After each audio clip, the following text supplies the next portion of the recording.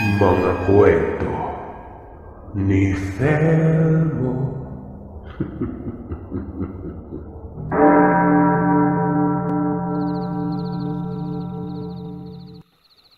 Isang mapagpalang araw sa iyo, Sir Seth, at sa mga tagapakinig ng channel mo. Ako si Inigo, at gusto ko po sanang ibahagi sa inyo ang karanasan namin noong nakaengkwentro kami ng mga nilalang na tinatawag na aswang. Bukod sa pagiging negosyante ni Tito Gilier, kilala din siya sa pagiging mangaso. Libangan na niya mangalap ng mga ligaw na hayop na binebenta at kinakain. Hindi naman sila namumroblema sa pera at talagang lumalago sa araw-araw ang kanilang negosyo. Kaya naman naisip ko noon na maswerte si Dominic dahil sunod siya sa layaw ng kanyang ama. Pero kahit naman nakukuha niya mga bagay na nagugustuhan niya, pinalaki naman siyang hindi gastador at talagang tinuruan din siyang magtipid ng kanyang ama. Taon-taon ay parang namamanata na din si Tito Gilier. Nagtutungo siya sa mga kagubatan, kakahuyan at kung saan-saang sulok ng mga probinsya sa tuwing nagkakaroon siya ng bakasyon o family outing. Matalik kong kaibigan ng anak niyang si Dominic, kaya naman itinuring na din akong parang tunay na anak ni Tito Gilier. Isinasama nila ako sa kanilang pinupuntahan, kaya naman nakakarating din ako sa malalayong lugar. Talagang bilib na bilib ako kay Tito Gilier dahil bigla na lamang siyang bumaba ng bundok na may bitbit na iba't ibang uri ng mga ligaw na hayop. Natutunan ko rin na kumain ng bayawak, palaka, maging sawa. Hindi ko alam kung paano siya nakakahuli ng ganon kabilis pero talagang napagtanto ko na mukha siyang walang kinatatakutan dahil kahit mababangis na hayop ay kayang-kaya niyang paamuhin at mahuli. Taong 1996, nagtungo kami sa bahaging kabundukan sa Kabisayaan. Nasa ika-4 na baitang pa lamang ako noon sa sekundarya at eksaktong bakasyon kaya nasabik ako sa panibago kong mararanasan sa ibang lugar. Malaki naman ang tiwala sa akin ng mga magulang ko at alam naman nilang ligtas ako sa poder ng pamilya ni Dominic. Kaya naman ipinaubaya nila ako sa pangangalaga ni Tito Gilier. Nakakapagod, pero masaya ang aming unang gabi dahil nakahuli ng ligaw na kambing si Tio at inihaw namin bilang aming hapunan. Nagtayo kami ng tent sa may bahaging kabundukan. Nakakatuwang pinagmamasdan namin sa labas ang malaking kabilugan ng buwan. Presko at malamig ang hangin sa paligid, pero may kung anong kilabot ang biglang nagbadya sa aking kalooban. Nang marinig ko ang pag-alulong ng mga aso sa hindi kalayuan. Napansin ni Tio ang kakaibang pamumutla ng aking muka. Nabanggit niya sa akin na wala akong dapat na katakutan nun. Huwag ako mag-isip ng kung ano. Sa isip ko ay tama lamang naman ang sinabi niya. Marahil ay masyado lang malikot ang aking imahinasyon kaya't hindi ko dapat sirain ang masaya naming pagbabakasyon. Nagkwentuhan pa kami ng matagal ni Dominic hanggang sa namatay na ang ninggas ng apoy sa bonfire. Maghahating gabi na nun at naisipan na naming matulog. Nanatili naman si Tio Gilier na nagmamasid sa paligid habang hawak ang kanyang mahabang rifle. Sinabihan niya kaming wag na siyang intindihin dahil nagpapaantok lamang siya at hindi na rin magtatagal. Susunod na rin sa amin sa loob ng tent. Hinayaan na namin siyang mapag-isa. Isinarado na namin ang zipper ng tent. Nung inilapag ko na ang katawan ko, nakaramdam na ako ng matinding antok. Humikab-hikab pa ako ng makailang beses bago ko ipinikit ang aking mga mata. Hindi ko na namalayan kung anong oras ako nakatulog nun. Marahil ay dalayo ng matinding pagod sa maghapon naming paglalakbay. Lumipas ang ilang sandali. Nakaramdam ako ng tawag ng kalikasan. Idinilat ko ang aking mga mata at nang mapansin ko na mahimbing na natutulog ang mag-ama. Maingat akong bumangon at dahan-dahang kumilos palabas ng tent. Binuksan ko ang zipper. Humakbang ako palabas para hindi ako makalika ng anumang ingay. Noong maisarado kong mabuti ang zipper ng tent, ay naghahanap ako ng mapunong lugar at doon ako umihinon. Hindi ko na mapigilan ang pagputok ng pantog ko.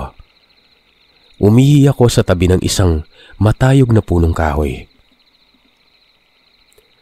Nung makalabas ako ay may narinig akong sumisitsit sa akin. Nagmamadali akong isinuot ang aking pang-ibabang damit. Palingalinga ako sa paligid.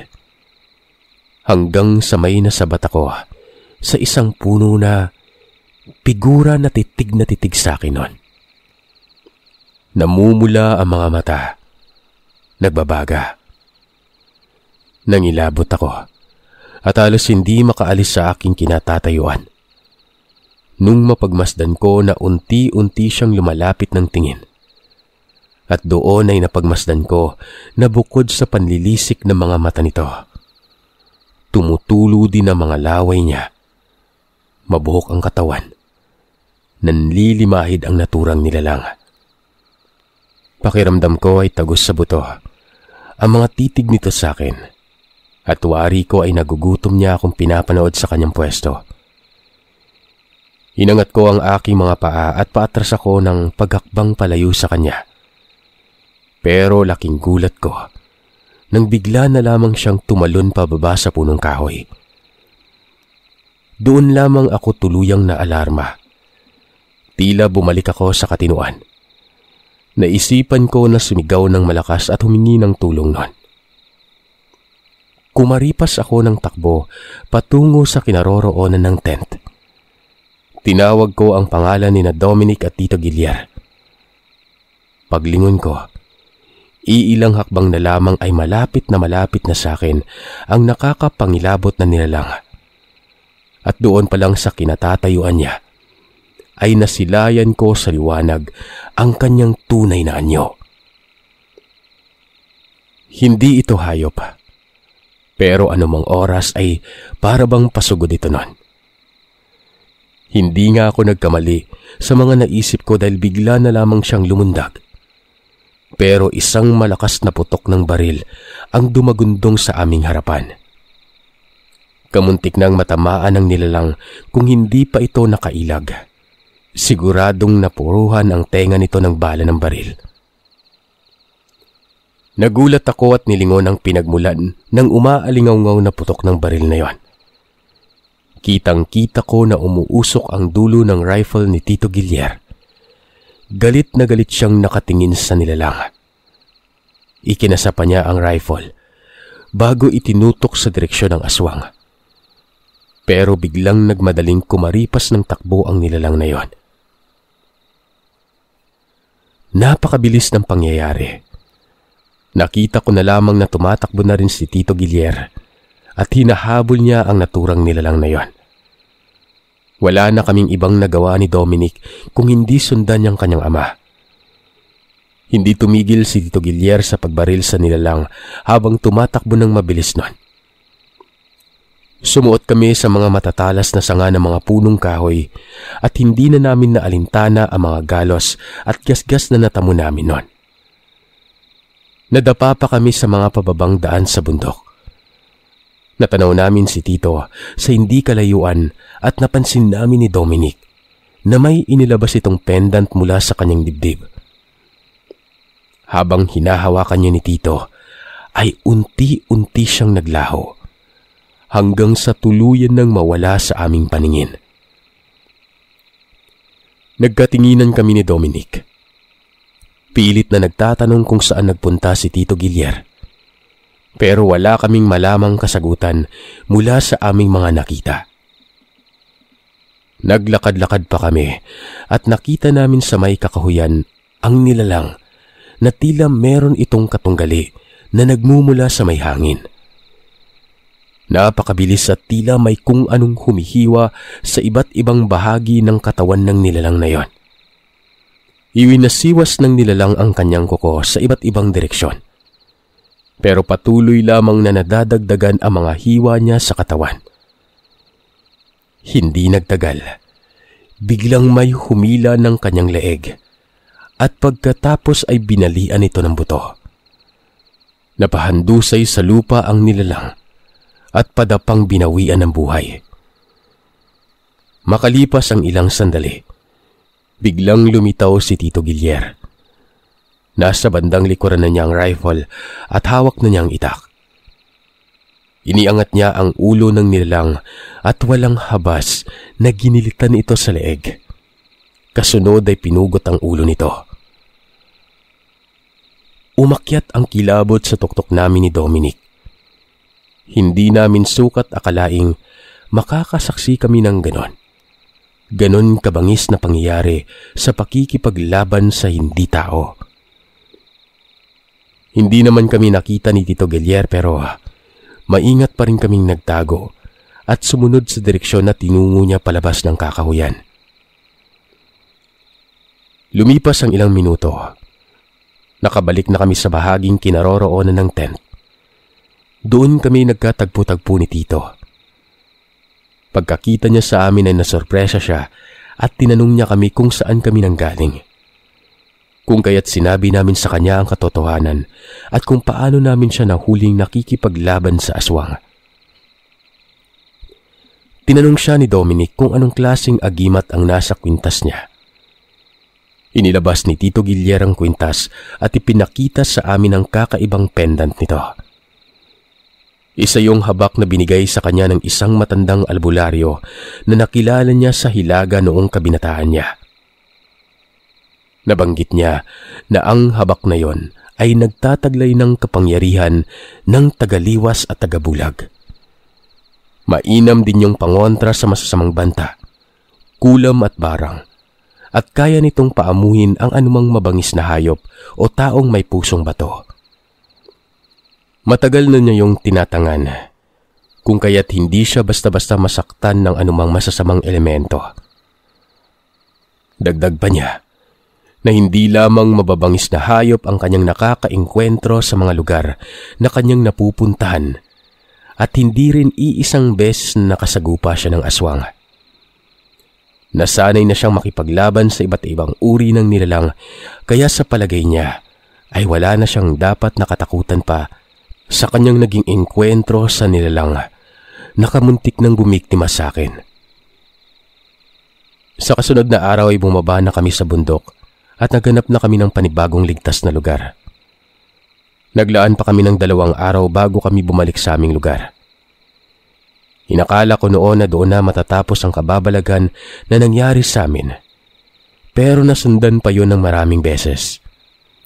At ang pinakamatindi sa mga sumunod na pakikipagsagupaan ni Tito Guillier ay noong nagtungo kami sa bahaging ormok at pinatuloy kami ng isang matandang lalaki na nagngangalang Mang Pule na may anak na binatilyo. Sa uling araw namin sa kanilang bahay ay saglit na nawala ang kanyang alagang kabayo. Pero nang dumako ang dapit hapon, natagpuan niya ito sa talahiban. Pero nang umalis na kami sa kanilang tahanan, ay nakarinig kami ng mga panaghoy. Hindi natiis ni Tio Guillier na puntahan at tulungan si Mang Pule.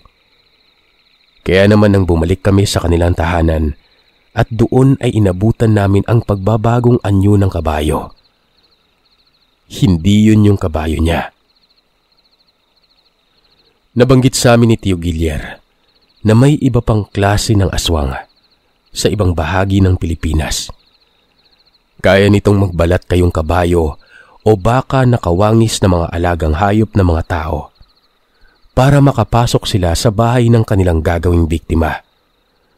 At doon mismo sa loob ng bahay nila papatayin at kakainin ng kanilang biktimang yon. Pinatakas ni Tio Guillier ang mag-ama at siya mismo ang humarap sa aswang gamit ang kanyang itak at rifle. Sa una ay nahirapan siya sa pakikipagkumbate sa aswang dahil medyo tuso ang nilalang at maliksi kung kumilos. Kung anong bilis ng tagaliwas at tagabulag ay hinigitan yun ng nilalang. Marami siyang natamong galos at sugat. Naibalibag din siya ng nilalang sa bawat sulok ng bahay. Kaya wala nang ibang pinagpilian si Tito kung hindi gamitin ang kapangyarihan ng habak. Umusal siya ng mga buhay na salita.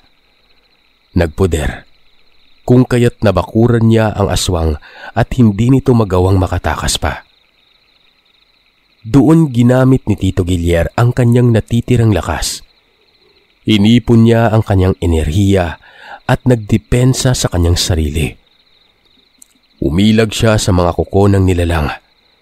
Pinagsasaksak niya sa masiselang bahagi ng katawan ang nilalang na yon, para tuluyan na itong manghina at hindi na makalaban pa. Hindi nagtagal. Tuluyan ng hindi nakalaban ng nilalang. Unti-unti na itong nanghina at hindi na nakapagpalit anyo pa. Kung kaya't pinagsasaksak na ito ni Tito Guillier hanggang sa malagutan ng hininga. Nang maging ganap ng malamig na bangkay ang nilalang, saka palang tumigil sa pagkilos si Tito Guillier at hindi namin inaasahang nawalan na lamang siya bigla ng malay. Pinagtulungan namin siya, dinala sa kama, binantayan ng ilang minuto, hanggang sa magkaroon siya ng malay. Sinabihan kami na mag-ama na manatili sa kanilang bahay para magamot si Tito. Kaya naman naglaan kami ng magdamag at inobserbahan naman si Tito Guillier noon. Mabuti na lang at nagresponde ang katawan niya sa mga halamang gamot na pinainom at itinapal sa katawan niya ni Mang Puli. Naghilom ang kanyang mga sugat at halos inabot ng 2 araw bago siya tuluyang gumaling. Nagpasalamat kami sa kabutihan ng mag-ama at nang makabawi ng lakas si Tio, nagpatuloy na kami sa aming kasunod na destinasyon. Naging makulay at kapanapanabik ang aking naging bakasyon kasamang mag-amang Dominic at Tito Guillier. Marami din kaming kaalaman sa pagdepensa at pakikipaglaban sa aswang sa kanyang pagtuturo. Pero talaga yatang bukod sa mga nabanggit niya mga kapangyarihan na tinaglay niya sa pagtatangan ng habak, ay nabiyayaan din siya nito ng mahabang buhay. Sa kasalukuyan, nananatili pa rin siyang malakas ang pangangatawan. At kahit nasa matanda na rin ang edad ay parang hindi siya kinakapitan ng malulubang sakit at nagagawa pa niyang mag-alaga ng kanyang mga apo.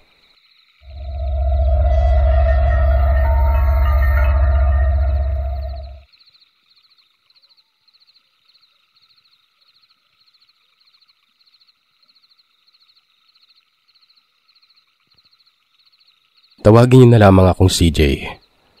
Gusto kong ibahagi sa inyo ang karanasan ng aking tiyuhin sa probinsya ng Quezon. Taong 1990, lumipat ang pamilya ng kapatid ng nanay ko sa bahaging Quezon. Nakipagsapalaran para magkaroon ng maayos na buhay. Galing sila sa Quezon City at talagang hindi naniniwala sa mga kwentong kababalagan ang aking tiyo Wilbert. Sa probinsya na siya nag-aaral at nasa ika-6 na baitang sa elementarya hanggang sa 2 baitang ng sekundarya. Natuto siyang makihalubilo sa ibang kabataan sa probinsya noon at nalaman din niya kung paano mangilaw at maghanap ng pagkakakitaan.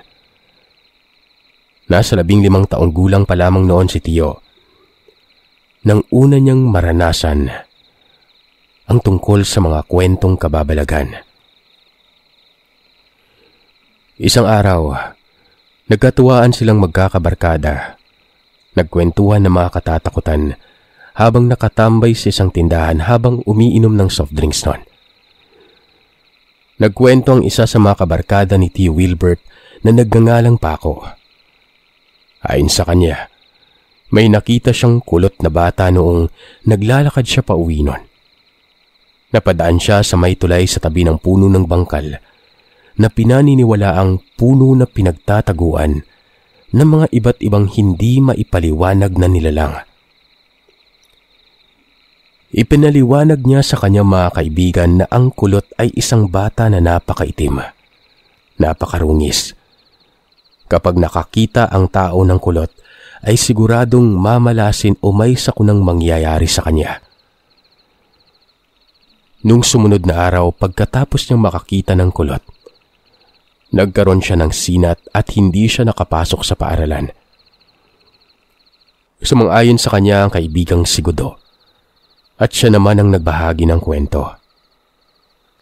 Ayon sa kanya, minsan na rin siyang nagawi sa may puno ng bangkal, at doon ay nakita niya ang isang bolang kristal na tinatawag na San Telmo.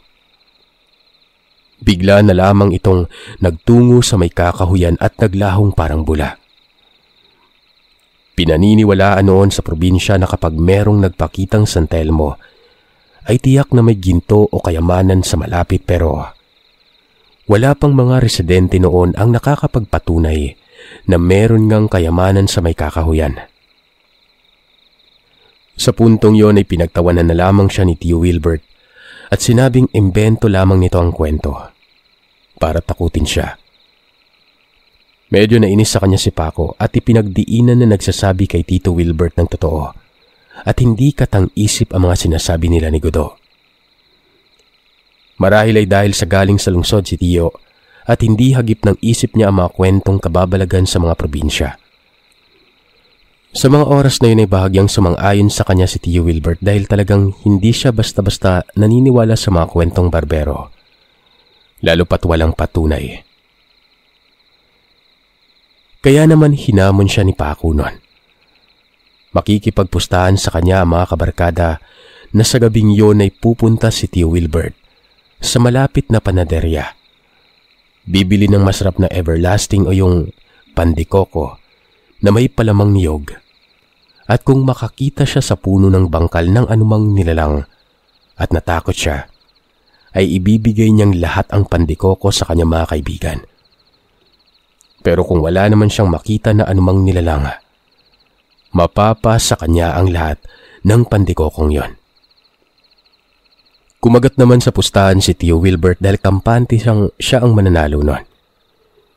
Hinintay niyang gubabi. Nag-umpisa siyang maglakad sa panaderya. May pagkamayabang din si Tio pero may ibubuga siya nun. Takot din ang ibang sanggano sa kanya dahil may kakayan din siya sa pakikipaglaban. Kaya hindi rin siya basta-basta nasisindak sa kung ano-anong bagay. Medyo malayo-layo ang panaderya sa tindahan na kanilang pinagtambayan. Kilala ang panaderya na ito sa masasarap na tinapay, lalo na ang tanyag na everlasting doon sa probinsya na yon. Bumili siya sa halagang 10 piso. Malaking halaga na noon ang perang 10 piso at marami na siyang mabibiling tinapay noon. Binigyan siya ng 2 supot na papel na may lamang everlasting. Inamoy-amoy pa ni T. Wilbert ang mga tinapay na mga bagong luto lang. Sa amoy pa lang nito, talagang katakam-takam na. Iniabot niya ang bayad at nagpasalamat siya sa tendera. Pagkatapos ay pasipol-sipol siyang naglakad sa kahabaan ng daan. Medyo nabagot siya dahil malayo-layo din ang tindahan na pinagtambayan ng kanyang mga kaibigan, kaya naman naisipan niyang dumaan sa shortcut nun. Merong mahabang tulay sa kaliwang bahagi at nagdudugtong yon sa may kakahuyan, patungo sa puno ng banggal, papasok sa kabilang kalsada sa bayan. Sumagi sa isip niya ang pustahan nilang magkakaibigan, kaya pinili niyang lumiko sa kaliwang bahagi. Lumakad siya sa may kakahuyan. Maliwanag ang buwan. Madali niyang nakita ang daan, subalit nagulat siya nang makarinig sa hindi kalayuan ng mga pagkahol ng mga aso. Napamura pa siya nung magulat siya dahilan ng mga asong yon. Naisip niya na kung malapit lamang siya sa mga aso ay malamang pinagbabato na niya ang mga ito o pinaghahampas ng patpat para tumahimik. Nagpatuloy lamang siya sa paglalakad at pagsipol nang mabungaran niya ang malaking puno ng bangkal sa tabi ng mahabang tulay. Talagang napakataas at napakalaki ng puno ng bangkal. at parang mistulang may bibig itong kayang lumamon ng buo sa katawan ng tao. Nakakatakot pagmasdan ng puno. Totoo ngang nababalot yun ng misteryo kumpara sa ibang ordinaryong puno na nakikita niya sa kanyang paligid. Napangisi siya. Naisip na napakadali lamang ng gagawin niya para manalo sa pustahan. Sisiw lamang yun sa kanya at pakiramdam niya ay hindi siya pagpapawisan. Dumiretso siya sa may tabi ng puno. Pero laking gulat niya nang may nasumpungan siyang malaking aso na parang kawangis ng kalabaw. Napakalaki ng mga pangil nito. Parang ilang pulgada ang haba. Nagtataglay ng matutulis na pangil. Meron itong nilalantakang pagkain sa isang tabi. Lumapit pa ng ilang hakbang si Tio at doon ay bumaliktad ang sikmura niya nang makitang sariwang bituka ang nilalantakan ng hayop na yon. Nanigas siya sa kanyang kinatatayuan at hindi siya makapagsalita. Hanggang sa biglang lumingon sa kanya ang malaking nilalang. Tinapunan siya ng mabalasik na mga mata. Akma siyang lalapitan nun. Hindi na napigilan ni Tio at bigla siyang napaihi sa kanyang pantalon. Tumakbo siya ng mabilis. Kamuntik pang mahulog ang dalawang supot ng papel na may lamang everlasting.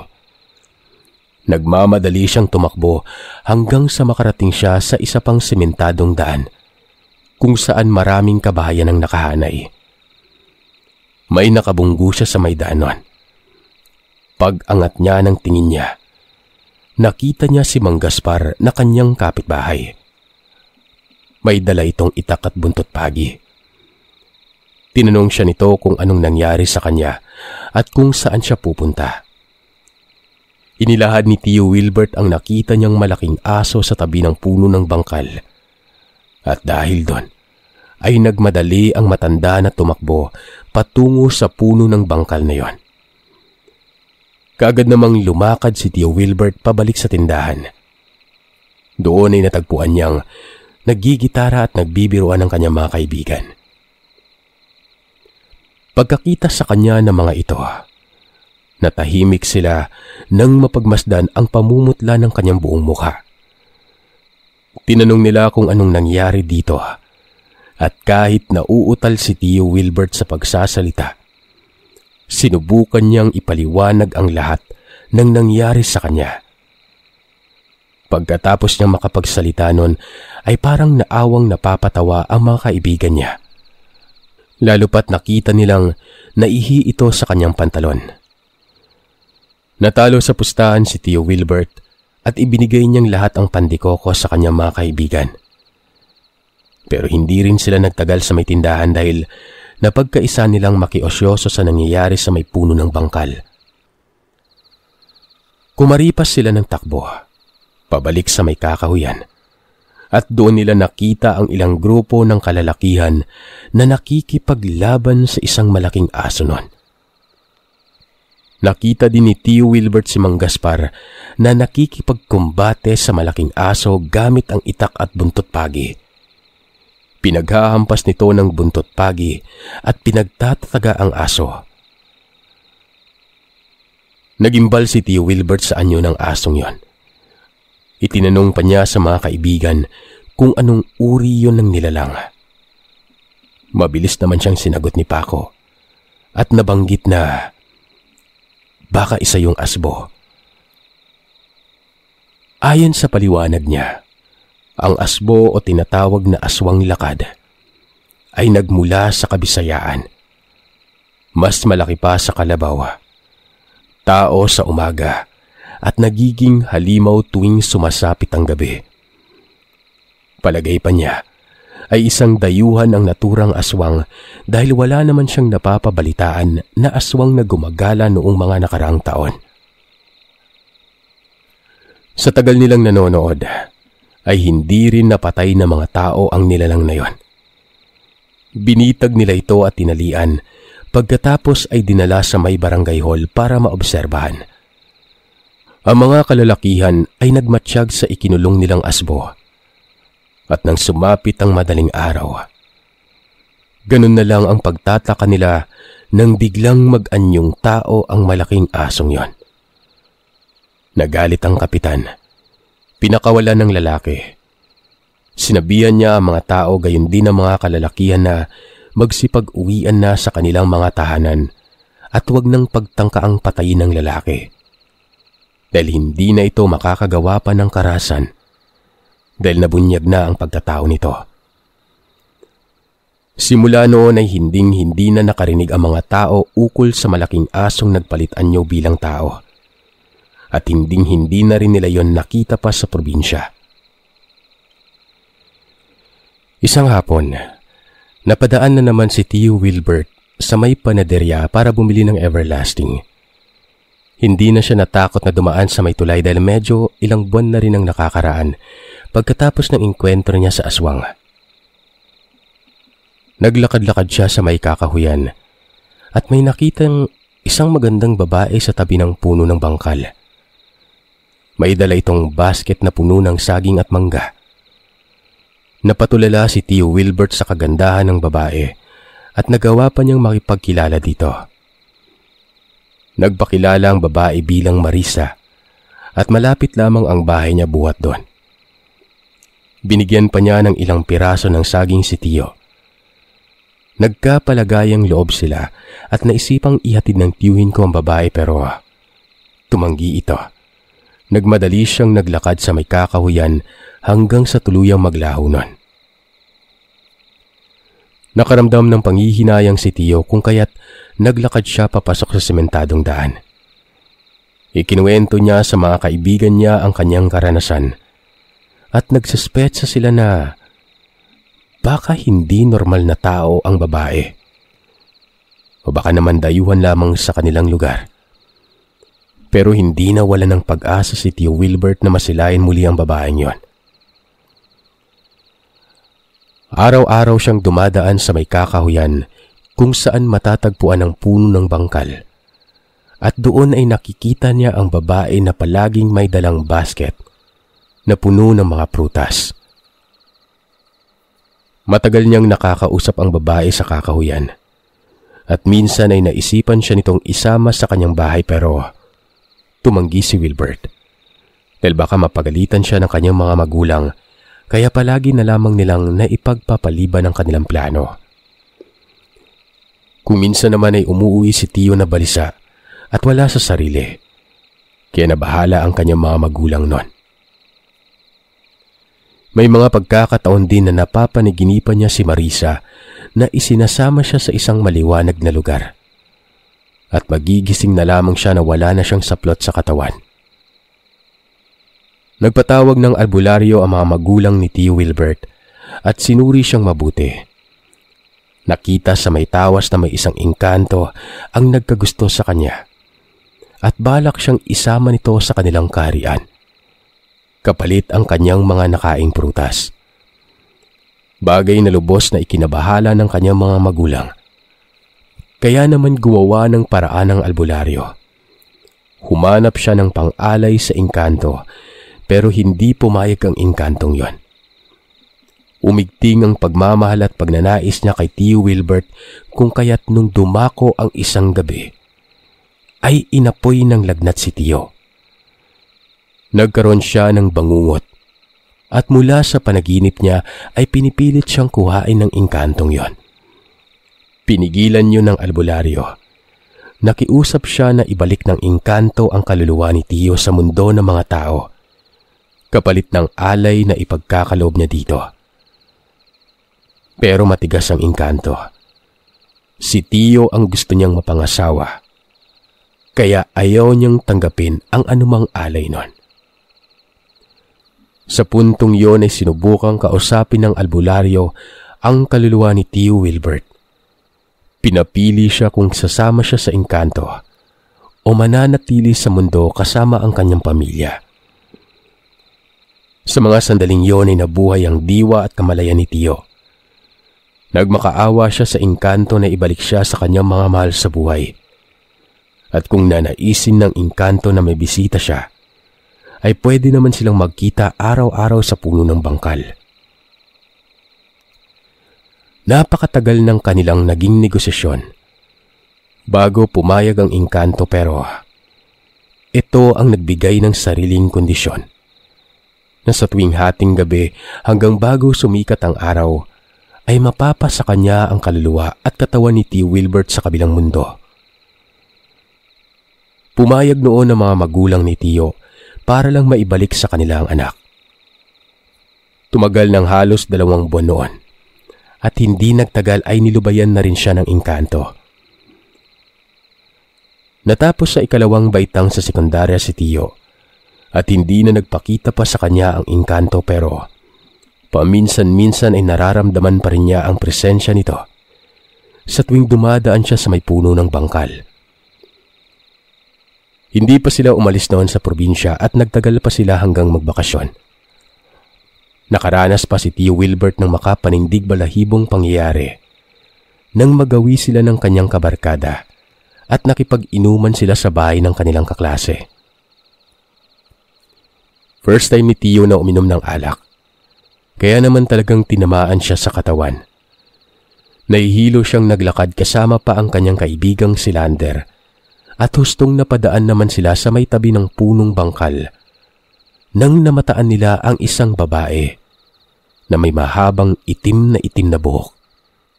Nagulat pa sila nang makita ang maputla nitong balat.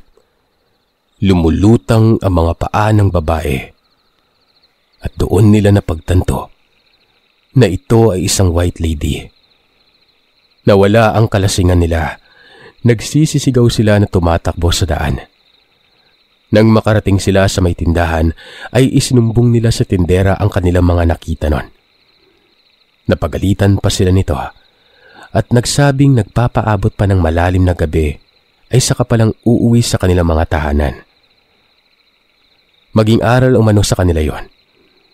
Mabuti na lamang at hindi sila inabot ng curfew sa daan, kung hindi ay lalo silang mapapagalitan ng kanilang mga magulang. Simula noon ay hindi na gumigimik si Tio Wilbert, gayon din ng mga kaibigan niya na inaabot ng gabi sa daan. Hindi na rin sila nagtangkang dumaan sa may tulay, pati sa tabi ng puno ng bangkal, dahil sa pangamba na makakita na naman ng mga kakaibang nilalang. Ang huling nasagap na balita ni Tio noon bago pa siya bumalik sa Quezon ay ang pagsanib ng masamang espiritu sa kaklase niyang si Faye na noon ay napadaan din sa puno na yon. Nakatuwaan ng masamang espiritu ang katawan nito kaya ilang araw din itong sinaniban. Mabuti na lang at malakas ang manggagamot na nagpagaling dito at naitaboy nito ang masamang espiritu. Hindi nagtagal, makalipas ang 2 taon ay pinutol ang puno ng bangkal. Tinanggal na din ng tulay at napalitan na yun ng diretsong sementadong daan. Nagkaroon na rin ng maraming kabahayan sa gawing kakahuyan. Napuno ng mga poste at ilaw ang lugar na yon, kaya hindi na nakakatakot sa mga residente. Dumaan ang ilang dekada at bumalik si Tio Wilbert sa probinsya at halos maligaw na siya sa dami ng mga kabayan at mga bagong daang ipinagawa. Pero bakas pa rin sa alaala niya ang lugar na nagbigay sa kanya ng mga matinding kilabot, paniniwala sa laman lupa, maligno at maging mga aswang.